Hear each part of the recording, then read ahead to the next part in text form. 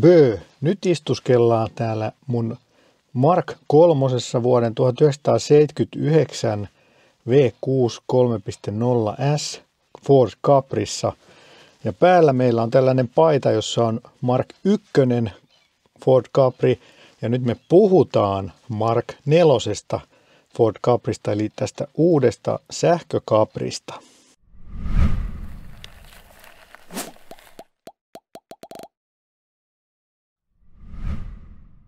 Vakuutukset kesäautoille, käyttöautoille, lapsille, kodille ja kaikelle muulle tärkeälle osoitteesta pohjantähti.fi/Keski-Suomi.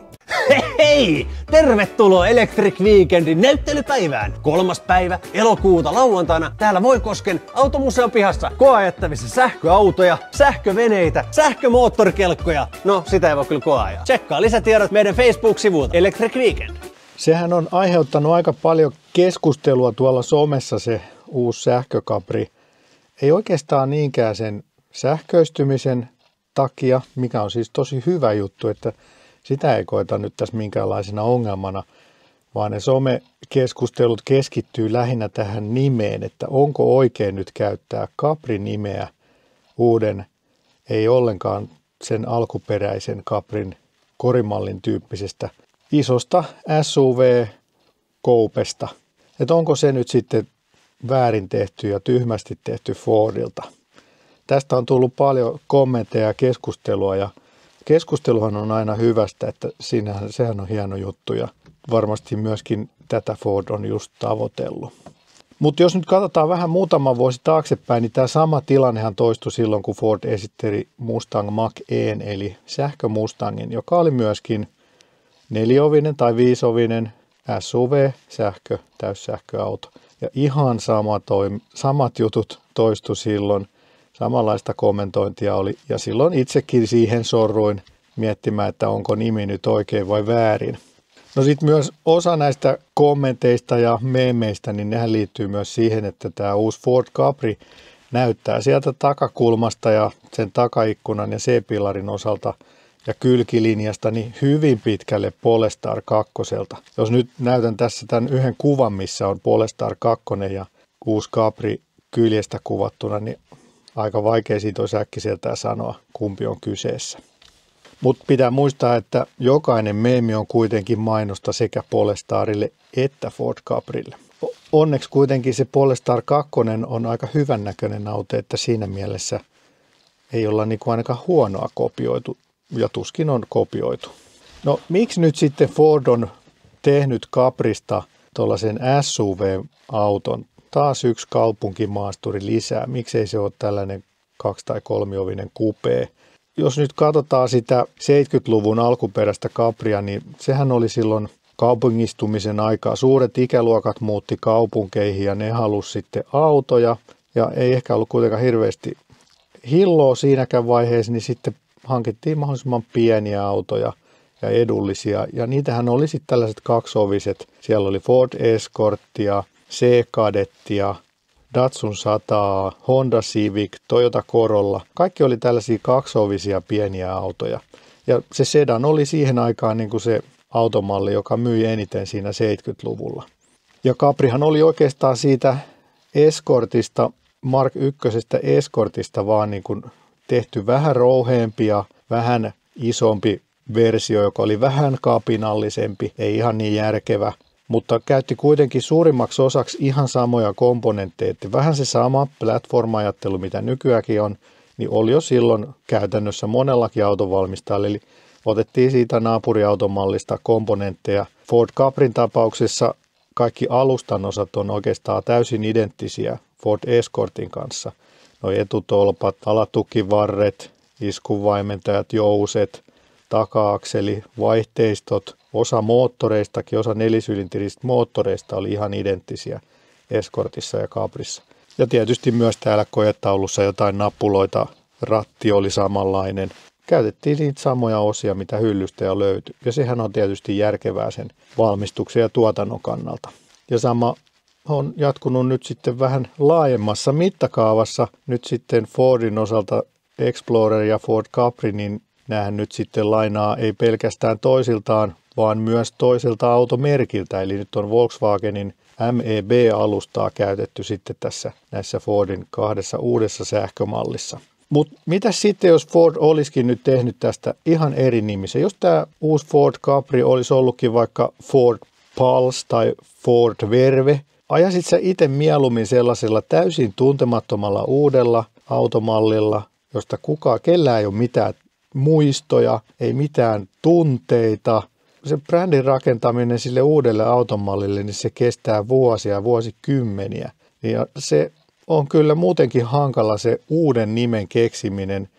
Tuotenimiä on keksitty jo varmaan kaikki nimet, niin se, että löytäisi jonkun hyvän nimen, joka olisi jotenkin ehkä vähän tunteikas ja ei kuitenkaan mikään konsonanttihirviö, niin kuin nämä nykyiset uudet mallinimet saattaa joillain merkeillä olla tai pelkkiä kirjainnumeroyhdistelmiä. Niin mun mielestä toi Capri on kuitenkin, se on hyvä nimi. Nimi ei niinku autoa pahenna. Ja veikkaan, että nyt kun tuolla uudella Ford Caprilla menee sitten johonkin huoltoaseman pihaan lataamaan, niin kyllä varmaan tulee sinne niitä aikaisempien Ford-mallien omistajia ja muita vanhempia ihmisiä, joilla on muistoja siitä alkuperäisestä Ford Caprista. Ja mikä sen mukavampaa kuin kuunnella niitä V6-juttuja, että kuinka silloin 73 mentiin tällaisella V6:lla tansseihin. No sitten mietitään hetki, jos Fordi olisikin tehnyt tästä uudesta Ford Caprista tämmöisen kolmiovisen matalan sähkökupeen. No mä voisin sanoa, että Suomessa se auto olisi myynyt ehkä 20 kappaletta vuodessa, jos sitäkään. Et siinä on semmoinen pieni ongelma, että sellaiset niche-autot, niin niiden myynti ei vaan riitä. Ja nyt tässä maailmantilanteessa, kun autovalmistajat kilpailee verisesti olemassaolostaan, on hirveät sijoitukset pitää tehdä tämän uuden sähköisen voimalinjan tuotekehitykseen. Silloin pitää saada sitä myyntiä mahdollisimman nopeasti, että saadaan katettua niitä tuotekehityskuluja. Muuten voi olla, että aika moni firma on kanttuve ja nyt tässä maailmantilanteessa ei valitettavasti varmasti ole mahdollisuuksia tehdä mitään erikoista, vaan täytyy tehdä niitä tuotteita, jotka myy paljon. Jos nyt ajatellaan, että olisi tullut se 2-3-ovinen matala kupee, joka olisi ollut aika epäkäytännöllinen, niitä olisi myyty 20 vuodessa. Sen hinta olisi täytynyt olla useita kymmeniä tuhansia enemmän, koska niitä myydään niin paljon vähemmän. No nyt tehtiin sitten SUV, joka iskee tähän yleisimpään 2020-luvun automalliluokkaan ja nyt saadaankin sitten myytyä ehkä 200, ehkä 400 tai 800 autoa vuodessa. No Suomi ei tietenkään ole se päämarkkina, mutta samat suhteet menee varmasti ihan kaikissa maissa ja globaalisti. Ja tämä globalisaatio tietysti myös on se yksi juttu 2000-luvulla, eli koitetaan tehdä sillä yhdestä automallista semmoinen, joka miellyttää koko maailmaa. Että ei tarvitse tehdä niitä alueellisia omanlaisia autoja, koska se maksaa aina lisää. Ja sitten toinen juttu, että voisin sanoa ihan kokemuksesta, että me Ford-harrastajat, niin me ei olla mitään massikeisareita, että kuinka monella Ford-harrastajalla olisi oikeasti ollut varaa ostaa joku 7-80 000 euron sähkökupee Ford Capri kolmiovisena, jolla ei pysty edes perhettä kuskaamaan mihinkään, niin veikkaan, että jäisi ihan niin kuin tähän se vuosittainen myyntimäärä, mitä niitä olisi mennyt. Eli nyt Fordilla on jotain toivoa, kun ne on tehnyt tästä tällaisen SUV:n, eli tämä on ihan täysin kaupallinen valinta, ja sehän on mun mielestä kyllä meidän kaikkien Fordistien etu, että Ford pysyy hengissä. Ja Fordin tarkoitushan on kuitenkin myydä autoja mahdollisimman paljon, eikä vaan miellyttää meitä tyhjätaskuisia Ford-harrastajia. Eli toisin sanoen myös Ford on tässä kapinallinen. Eli kyllä mun mielestä Ford teki nyt ihan oikein peliliikkeen, että ne kierrätti tämän Capri-nimen tällaiselle tyypilliselle SUV-coupe-autolle, ajalle tyypillinen, ajankuvalle tyypillinen automalli. Ja nyt sitten Caprin tarina jatkuu, ja se on mun mielestä hyvä myös näin niin kuin Capri-harrastajan näkökulmasta, koska se saattaa myös lisätä näiden vanhojen Ford Caprien kiinnostavuutta. Uusi ihminen, joka ei koskaan ajanut Fordilla, saati sitten Caprilla, se ehkä hankkii sellaisen Ford Caprin, ja sitten se saattaa kiinnostua tästä kultista ja kulttuurista ja legendasta, ja saattaakin sitten hankkia tämmöisen vanhemman Ford Caprin. Ja sehän on kaikille sitten hyvä asia. Et saattaa jopa nostaa tämän minunkin Fordin Ford Caprin arvoa nyt sitten tämä uuden Mark 4 julkistus.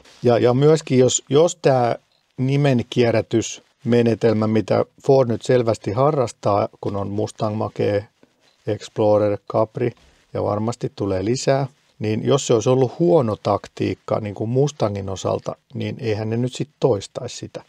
Eli kyllä varmasti siellä on mittareita katsottu, että miten Mach-E vetää ja kyllähän se nyt Suomessa on selvästi enemmän myynyt kuin ne perinteiset polttismustangit. Vaikka se kultti ja brändi onkin vahva siinä polttomoottoriautossa, mutta ei niitä vaan valitettavasti myydä niin paljon. Et luulitteko te ihan oikeasti, että Ford tekisi itsemurhan ja alkaisi myymään jotain kolmiovista, matalaa, epäkäytännöllistä kupeeta Capri-nimellä? Ei ainakaan ihan vielä. No nyt siis Ford Caprin osalta niin tämä platform-ajattelu on mennyt vielä askeleen pidemmälle, koska nyt se platform on lainattu toiselta merkiltä, eli Volkswagenilta, ja käytetään tätä MEB-alustaa platformia, eli siihen sisältyy kaikki voimalinja, alustakomponentit, akku, myös varmasti osa niin kuin tietoviihdejärjestelmää, ne näytöt, siellä on myös osa niistä ihan fyysisistä kytkimistä on ihan samoja, mitä käytetään Volkswagen ID3, 4, 5 ja tietysti siinä Explorerissa. Ja mun mielestä se on tässä maailmantilanteessa vaan hyvä asia, että järkeistetään tätä tuotantoa, virtaviivaistetaan. Samaa tekee Stellantis, sieltä tulee montaa eri merkkiä samoilla osilla ja saadaan kuitenkin ne brändit pidettyä hengissä ja miellytettyä monenlaista asiakaskuntaa. Ja hyvä asiahan on sitten tietysti se skaala siinä, että jos jokainen automalli käyttäisi vain omia osia, niin sitten ne osamäärät olisi kymmeniä tai satoja tuhansia.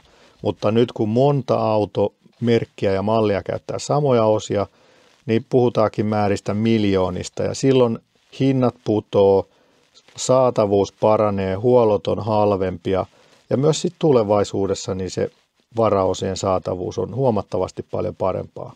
Ihan niin kuin harrastajien kannaltakin. Tulevaisuuden harrastajat kiittää tästä. Ja myös varmaan myös softavikoihin toivottavasti nyt saataisiin vähän vauhtia, varsinkin tuo Volkswagenin puolella se on ollut tosi hidasta se softavikojen korjaaminen. Et nyt kun onkin 2 miljoonaa autoilijaa, jotka on tyytymättömiä softaan, niin ehkä se korjaus tulee sitten vähän nopeammin kuin että jos vaan 20 000 niitä.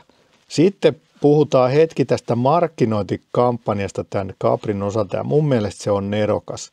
Siinähän Ford ratsastaa nimenomaan tällä Caprin menneisyydellä, sillä rouheudella ja korostaa sitä kapinallisuutta.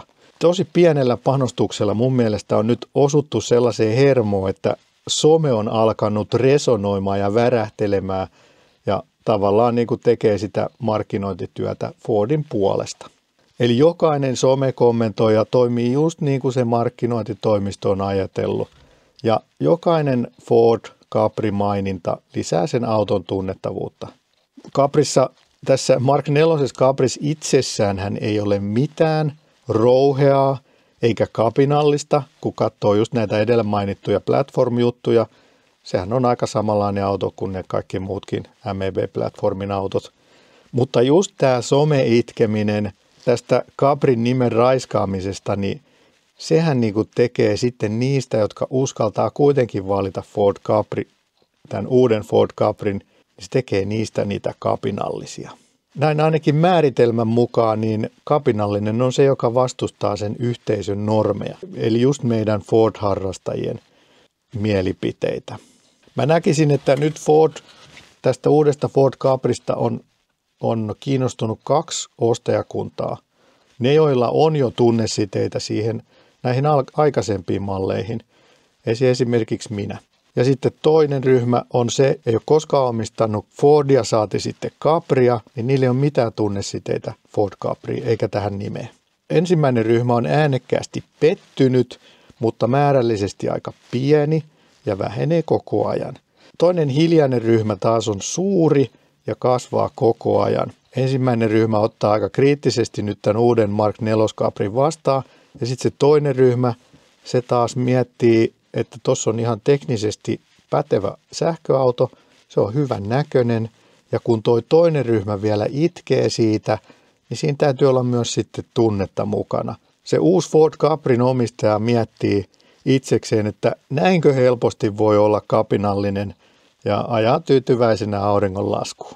Ja mun mielestä niin kuin tämä Mark IV Caprin design on huomattavasti onnistuneempi kuin siinä Mach-E Mustangissa.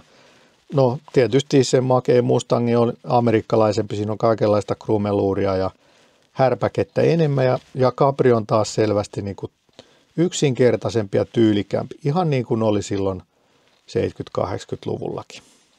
Eli mun mielestä kyllä 4 Capri on nyt ajassa kiinni ja kunnioittaa kyllä mun mielestä ihan hyvin niitä aikaisempia versioita. Mä en ole henkilökohtaisesti ihan hirveän innoissani tästä Mark IV Caprista, mutta mä jäänkin nyt odottamaan sitten niitä koeajoja vuoden lopulla ja tulisiko sieltä sitten sellainen RS-malli myöskin, jossa voisi olla esimerkiksi 450 hevosvoimaa, vähän semmoista kyömykonepeltiä, vähän ducktail takaspoileria ja sitten nelipuolaiset RS-vanteet, niin ehkä se on vielä tulossa.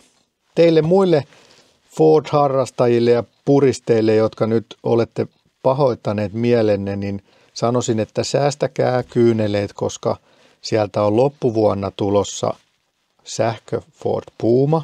Ja kuka tietää, mitä muita malleja sitten tulee tulevina vuosina. Sieltähän voi tulla vaikka sähkökorttiinaa tai sähkötaunusta. Et Ford tulee kyllä varmasti pitämään meidän purististen harrastajien silmät punaisina vielä monta vuotta. Mutta nyt kokeillaan, että lähteekö tämä mun polttomoottori Ford Capri käyntiin vuoden seisonnan jälkeen. Ja tämä on nyt niinku, just kiinnitin akunkengän ja nyt katsotaan miten tässä käy. Vähän pumpataan kaasua. Ainakin pyörittää ihan pirtsakasti. Taas vähän lisää. Toi voi joutua sahaa vähän aikaa, että se bensa tulee tuolta tankista asti. Mutta akus on hyvin virtaa. Mä ajattelin, että mun pitää ladata. Ei mitään. Jee! Yes. Mä ajattelin, että tässä menee akulataus hommiksi, mutta eipäs mennytkään. Onneksi akussa oli virtaa. Tää oli tällainen video tällä kertaa. Käyhä kommentoimassa, mitä mieltä sä oot nyt tästä Ford Caprin nimen käyttämisestä sähköautossa ja vielä SUV-mallissa. Ja käy tykkäämässä videosta, käy tilaamassa kanavaa, jos et vieläkään tilannut. Ja nyt mun on ihan pakko sammuttaa tää, koska mä kuolen muuten tänne pakokaasuihin täällä autotallissa. Palataan seuraavalla videolla. Bye bye!